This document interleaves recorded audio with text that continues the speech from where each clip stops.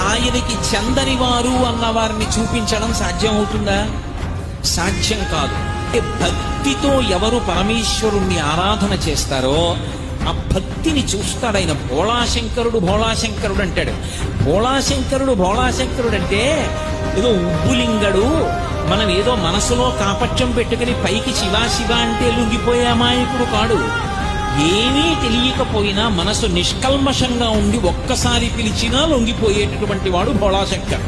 అంతేకాని లోపల కుళ్ళు బుద్ధులన్నీ పెట్టుకుని పైకి మాత్రం 4 మాటలు ఆయన పేరు చెప్పేస్తే పొంగిపోయేంత అమాయకుడు కాడాయన.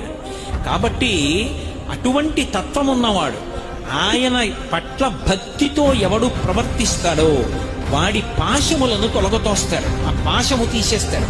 పరమశివుడు భక్తికి ఎంత వశపడిపోతాడో, పరమశివుడు ఇవ్వలేనిదన్నది లోకంలో ఏదీ లేదు.